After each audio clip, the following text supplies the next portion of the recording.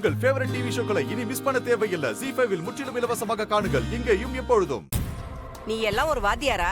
ஒழுக்கத்தை பிள்ளைங்களுக்கு சொல்லி கொடுக்கறவ இப்படி ஒரு பிராடுத்தனத்தை செஞ்சிருக்கேல, நீ எல்லாம் விளங்குவியா? இவனெல்லாம் சும்மாவே விடக்கூடாது டீச்சர். நல்ல மண்டையிலே போட்டு நல்ல ஒழுக்கத்தை சொல்லி கொடுக்கணும்.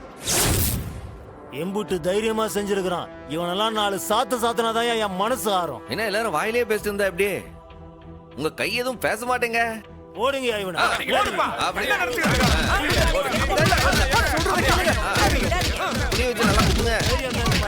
ஆமா பரோட்டா பேசுற மாதிரி பேசுங்க. அப்படித்தானே? சரிப்பா நல்லா குத்துங்க. அவனதான் அவன அந்த பொட்டுக்கல்லே 4 போடுங்க. கேட்டு எடுத்து மூடுறது அவன.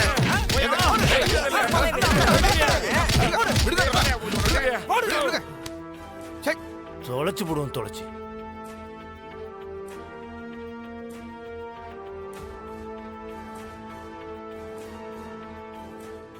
ஏலே என்னல என்ன செய்ய போத? என்ன திமிரா பேசுன?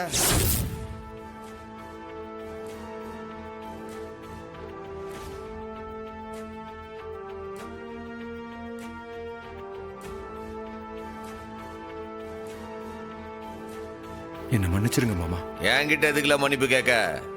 ஊர்காரங்கிட்ட கேள்டா முட்டா பயல.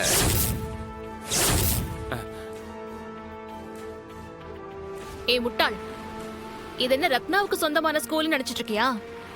பொது பணத்துல வாங்கினது.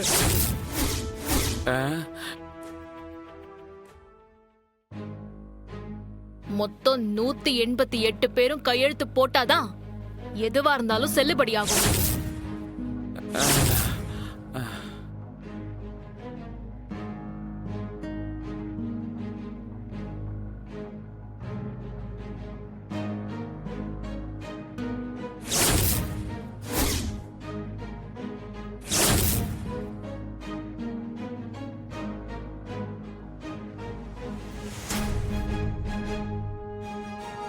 என்ன ஒண்ணும் தெரியாத ஆளுன்னு நினைச்சிட்டீங்களா? ஏதோ என் அண்ணன் இறக்கப்பட்டதுனாலதான் இந்த அளவுக்கு தப்பிச்சிங்க. இல்ல உங்க 2 பேருக்கும் கை கால் இல்லாம போயிருக்கும். உப்படாத என்ன பாத்துட்டே இருக்கிய? கொண்டு போய் ஸ்டேஷன்ல வச்சு அழகு பாருங்க. இன்னும் செய்ய வேண்டியதுலாம் நிறைய இருக்கலாம். முப்படாதே என்ன, நீங்க எப்படி இங்க வந்தீங்க? நான் உங்களுக்கு வீடியோ ஃபார்வர்ட் பண்ணவே இல்லையே. நான் தான்ல உனக்கு முன்னாடி அவருக்கு ஃபார்வர்ட் பண்ண. மாமா என்ன மன்னிச்சிருங்க மாமா.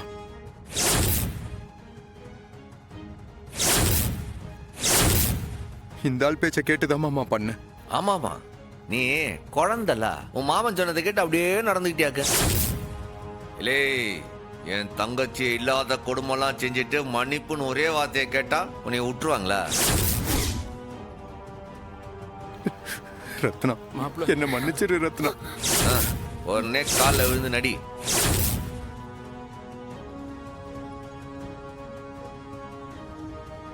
ரத்னா தயவு செஞ்சு என்ன மன்னிச்சிரு ரத்னா. இனிமே நான் தப்பு பண்ண மாட்டேன் ரத்னா. நீ சொல்றதெல்லாம் கேட்பேன்.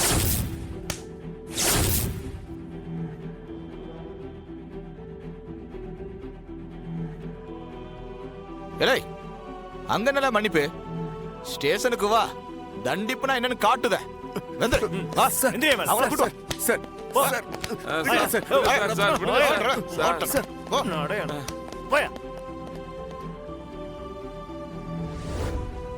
இப்ப என்ன செய்ய போறீங்க? முதல்ல நம்ம ஸ்கூல் கமிட்டி ஆளுங்களா கொண்டு போய் அவன் மேல ஸ்டேஷன்ல கம்ப்ளைண்ட் விடுங்க.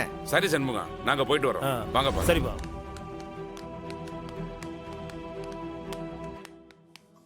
ரத்னா மேடம் கலக்கிட்டீங்க. இனிமே எந்த பிரச்சனையும் இல்ல. வாழ்த்துக்கள் மேடம். Thanks teacher. வாழ்த்துக்கள் madam. Thank you. Thank you sir. Thank you. எல்லாரும் கிளாஸ்க்கு போங்க, அப்புறமா பேசிக்கலாம். நாங்க போயிட்டு வரோம். வாங்கப்பா போலாம். பசங்க வாங்க போலாம். வாங்க போங்க. அண்ணே சூப்பர்ண்ணே, கலக்கிட்டேண்ணே.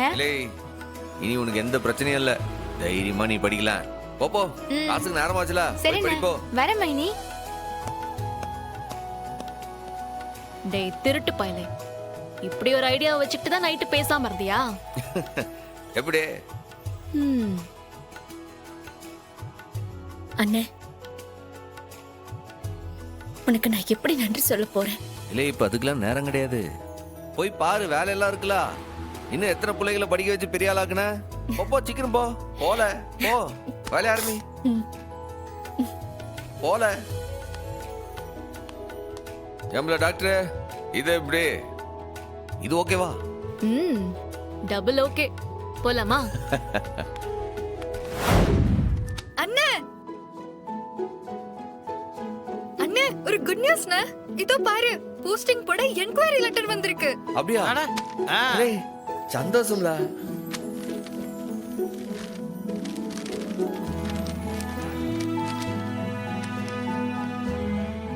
ஏலே, என்ன எல்லாமே இங்கிலீஷ்ல இருக்கு? இல்ல என்ன எழுதிருக்குன்னு படி.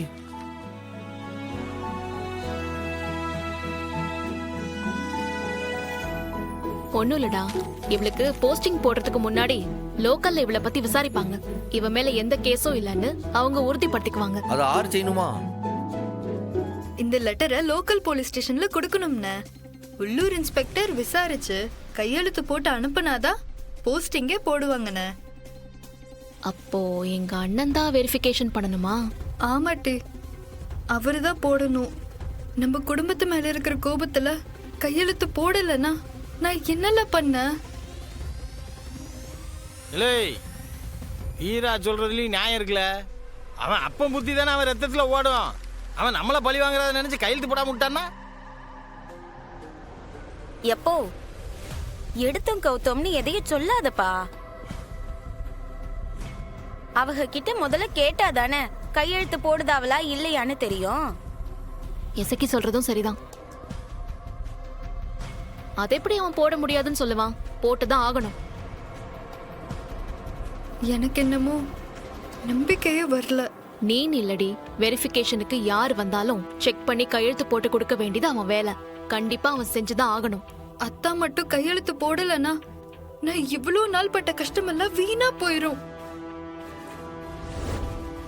என் கனவு மட்டுமே போயிரும். கண்டிப்பா மாமா கையெழுத்து போட மாட்டாங்க. எனக்கு அப்படிதான் தோணுது. ஏம்ல, நீ என்னல ஏதோ உலகமே கடலுக்குள்ள முழுகிற மாதிரில நீ துடிக்க?